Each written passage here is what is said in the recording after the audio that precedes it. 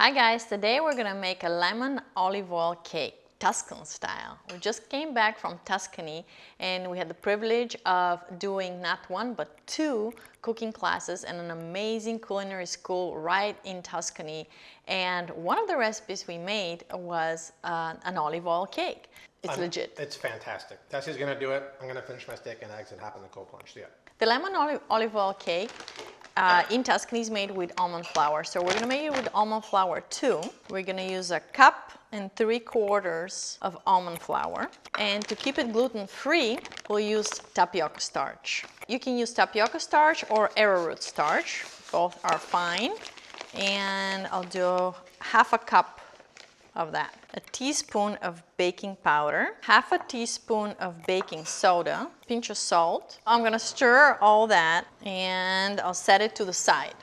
Next, for our oils, we're gonna use olive oil and a little bit of coconut oil because the olive oil is pretty strong, has a strong flavor, so we're gonna set it off with a little bit of coconut oil. If you don't have coconut oil, you can use avocado oil.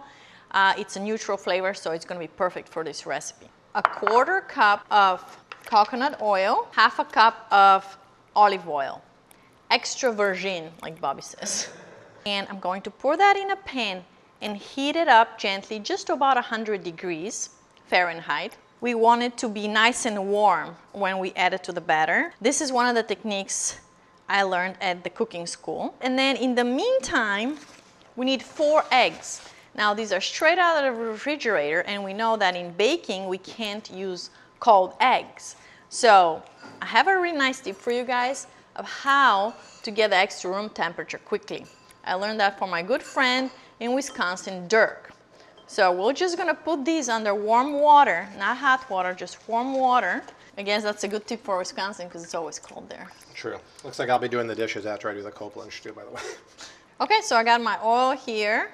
It's still a little warm. I'll let it cool down. I'll crack the room temperature eggs in another bowl. Next, we'll add 1/2 cup of maple sugar. I love using maple sugar in baked goods because it's light and it keeps the color of cakes and cookies light. Take the zest of 2 lemons. Teaspoon of vanilla. We'll beat this mixture until it gets light and fluffy. Okay, this is what you want, a very fluffy, light texture. Next, I'm going to squeeze a little bit of lemon juice. 1, 2 teaspoons. I'm gonna start with a little bit of flour. I'm gonna start stirring, and then I'm going to add a little bit of oil.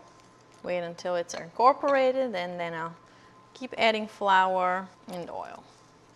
Alternating the oil and the flour will help keep the texture light and fluffy. I'll stir it one more time and then I'll immediately add it to the pan.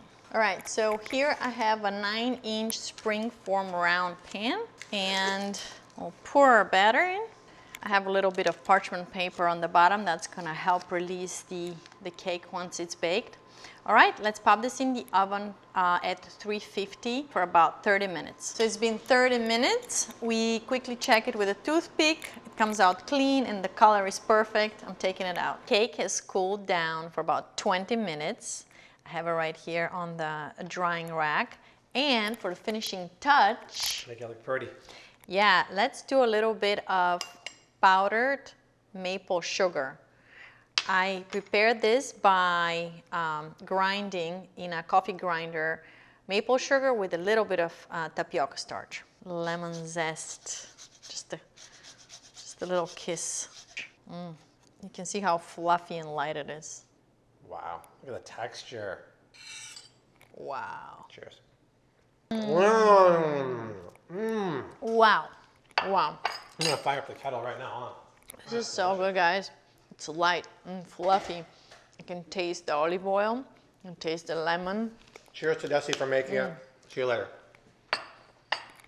Good job. That was really good.